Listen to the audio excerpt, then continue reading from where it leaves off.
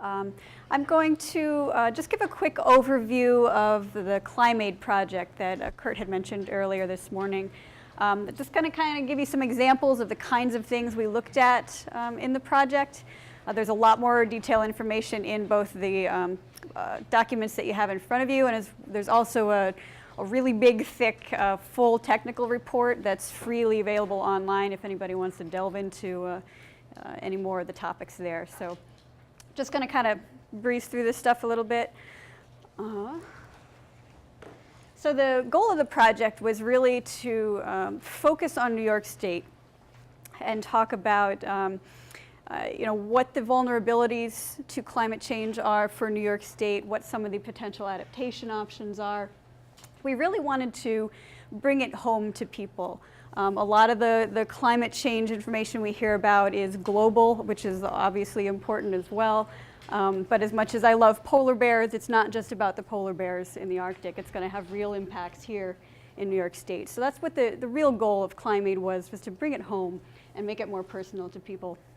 We also placed a big emphasis on local, on-the-ground experience, stakeholder input, and also made sure that the climate science was state-of-the-art as well.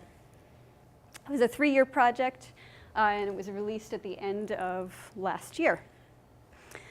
So again, to bring it kind of local to New York State, the first step we took was to divide the state into 7 regions. These were based a little bit on climatology. And then from there, for each of the regions, we did some climate modeling and came up with some projections for different climate variables in each of the regions. So just as some examples, the Adirondack regions up to the left and New York City down to the right. We looked at temperature and precipitation. So you can see in the Adirondacks, we projected by the end of the century, temperature might go up like 4 to 9 degrees, something like that. In New York City, the projections are only 4 to 7.5. So not a huge amount of variability, but there is a little bit from region to region throughout the state. And these are just some of the variables we looked at, annual and annual temperature and precipitation. We also looked a lot at extreme events, which Kurt also mentioned, which is a really big issue, probably even more so than the average annual temperatures and precip. But at the same time, as Kurt also mentioned, very oddly enough, we're also projected to have more drought. Again, this is from this year, August of this year. A lot of drought throughout the country and even in New York State. And this is the kind of thing, this year was actually a really good example of the kinds of things we're expected to see in the future, where we have these long periods of dryness and drought in the summer punctuated with these heavy rainfalls.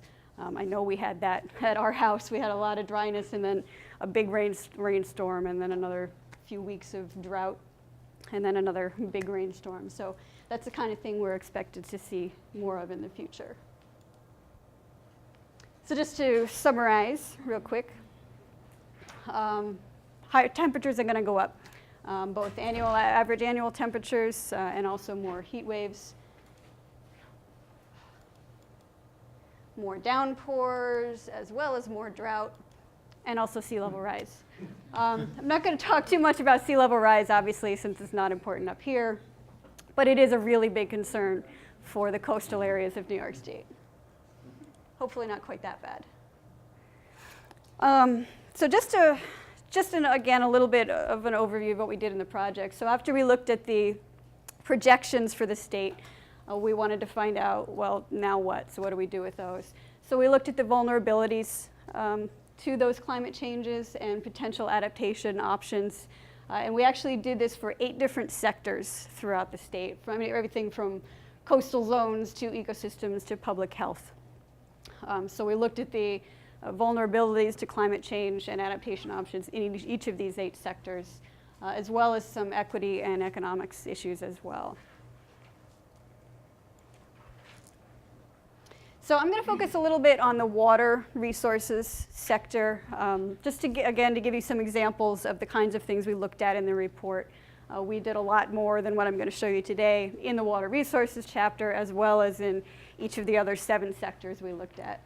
So if you want more information on that, please feel free to talk to me or check out the synthesis or the report. So again, flooding is obviously high on a lot of people's lists at the moment. And with these extreme precipitation events, we're likely going to see a lot more of that. And not only does that affect structural infrastructure, of course, but if we have things like water treatment plants in the floodplains, that's also going to affect water quality. If we get these wastewater treatment plants flooded, that's going to get into the water. So that's something we need to think about as well. Wells, when we have drought, that's going to be have an effect on people who are on wells or small water systems. Excuse me. And this, again, is something that's very near and dear to my heart because we just moved into a house with a well and then had a drought this summer. So it's definitely something that will be impacting this state. And not only water systems, but agriculture as well.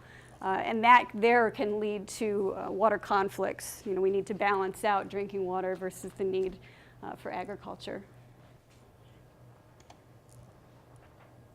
We also looked at some particularly vulnerable groups in each of the sectors. We wanted to look at, are there particular populations who are even more susceptible to these climate impacts than the population as a whole? So for the water resources sector, going backwards again.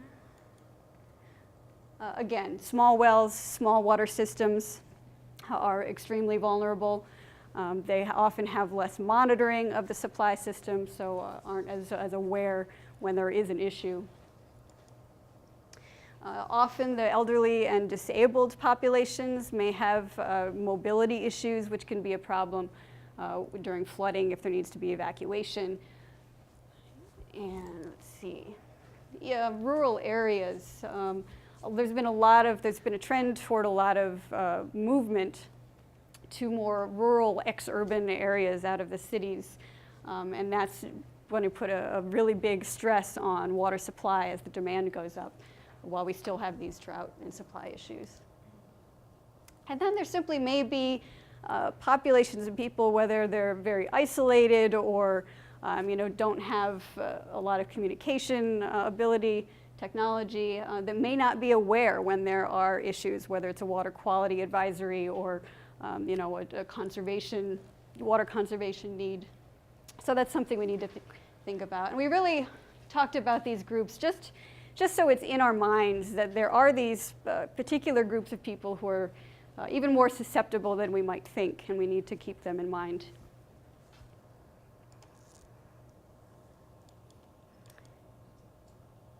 So some adaptation options. One of the big ones, of course, is regarding flooding. We need to try to figure out how to get some of our critical infrastructure out of floodplains, or at the very least protected, because we do know floods are going to be happening more and more often. So maybe one way to think about that is if God forbid, we are in a disaster and it affects or damages a lot of our infrastructure, as we're planning for redevelopment and rebuilding, maybe think about, are there ways that we can relocate those to a different spot that's less susceptible to flooding, rather than putting it back where we know it might get flooded again. Simply encouraging water conservation is a big one.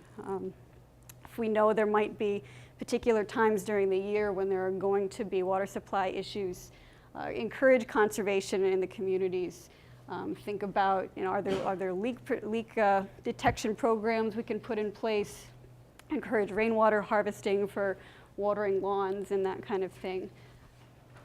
So water conservation is a big one. Expanding and making our drought management plans more comprehensive.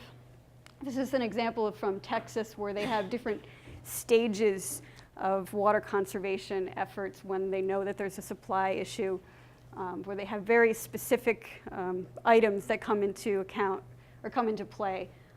So some things like that to think about how we can better manage drought. So just a quick general overview now of adaptation. It really is better planning, considering climate change while you're doing it. So don't just plan for what we know has been happening in the past, but plan knowing that things are going to change a little bit in the future. We don't want to do adaptation in place of trying to reduce our greenhouse gas emissions. We really need to do both things. The one good thing about adaptation is that it not only is going to benefit us in the future, but most of the adaptations also have benefits during the current climate. So ClimAid was really a first step in this process. It kind of brought a lot of information together, put the focus on New York State, but we really have a lot of work to do yet in kind of narrowing the focus. A lot of the adaptations depend on the different locations and specific, locations where you might be. So that's something why we really wanted to bring you here today to help us figure out where to go in the future and how we can help you get there as well. So I think that's it. Can I ask a question? Yes. Mm-hmm.